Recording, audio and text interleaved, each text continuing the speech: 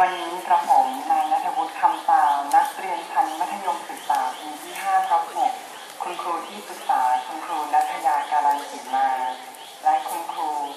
ชัยพักจำนงชอบนะครับสำหรับวันนี้กระผมเป็นตัวแทนของคณะสีแต่จะมาดำเนินกิจกรรมรักการอ่านในหัวข้อเรื่องเตร็ดหมามุ่นนะครับในสมัยของพระพุทธเจ้าองค์ก่อนมีหญิงคนหนึ่งแต่งงานอยู่กินกับชายคนหนึ่งฉันสามีภรรยาอยู่กันเป็นเวลาหลายปีแต่ไม่มีบุตรสืบสกุลเนื่องจากฝ่ายหญิงเป็นหมันและเป็นต้นเหตุให้สามีต้องมีภรรยาใหม่อีกคนแต่เนื่องจากภรรยาเก่ามีอุปนิสัยที่ขี้หึงหวงที่อิจฉาริษยา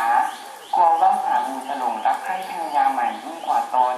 และคิดว่าถ้าอนาคตภรรยาใหม่มีทายาทให้สามีตนเองจะหมดความสำคัญทรัพย์สมบัติก็จะตกเป็นของภรรยาน้อยกับลูก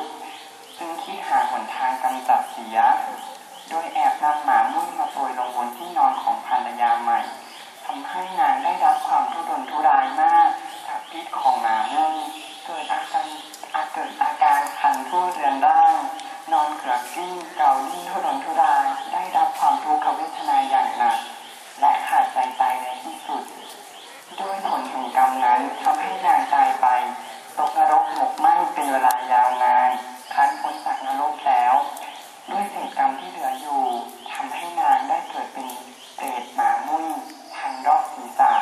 คล้องเต็มคอขนหมามุ่นร่วงเต็มร่างกายทำให้ได้รับความทุกข์ทรมานจากพิษของหมามุ่นกรีดร้องทุรนทุรายอยู่ตลอดเวลายาวนานจนกว่าจะสิ้นกรรม